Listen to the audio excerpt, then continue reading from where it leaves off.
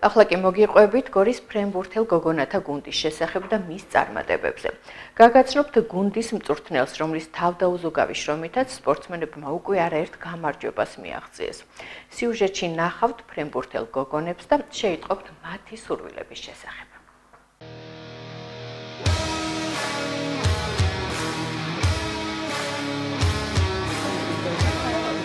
მე ვარ თინათი მსუტური.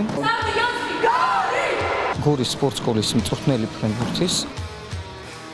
ყავს როგორც გოგონების, ისე ვაჟთა გუნდი. ვაჟთა გუნდი მოგეხსენებათ, რომ უკვე მეხუთე წელია მონაწილეობს საქართველოს უმაღლეს ლიგაში. 5 ჯერ დავასრულეთ მესამე ადგილით. ვაჟების უმაღლესი ლიგა. ასაკობრივი გოგონების ცხრიანათიანების გოგონებმაც მესამე ადგილი დავასრულეთ საქართველოს ჩემპიონატი.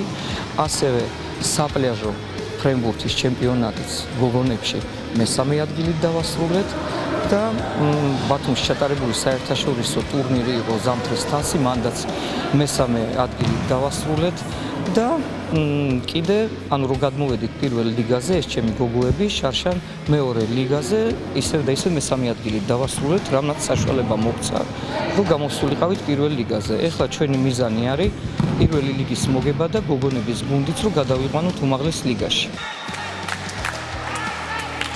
თავიდან რომ დავიწყეთ, მარტო ბიჭები მყავდა. 2013 წლიდან დაიწყო ეს პროცესი ფრენბურთის აღორძინების გორში და მაშინ ფრენბურთზე დადიოდნენ მეტი წილი სუბიჭები. მე ძალიან დამეხმარა სპორტსკოლის ადმინისტრაციამაც, მერიამაც და მოგცეს საშუალება, რომ გვევარჯიშა აი ამ დარბაზში. და ამან ბიძგი მისცა მთელ ქალაქის ახალგაზრდობას, რომ უფრო პოპულარული გამხდარიყო ფრენბურთი და აი ახლა რო არ შემოწეს 1-80 ბავშვი მაინც არის სექციაში გოგონების სხვადასხვა ასაკის.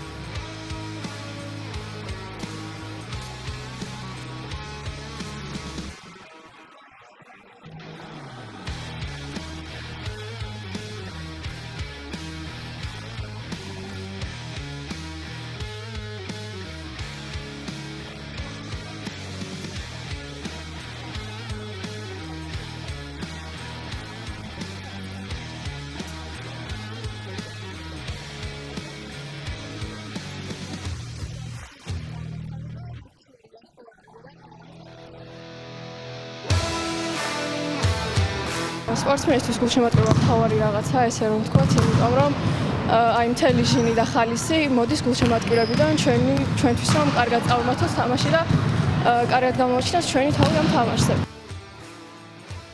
ნერვიულობა არის ბუნებრივი, მაგრამ შეიძლება ამ ნერვიულობის დაძლევა.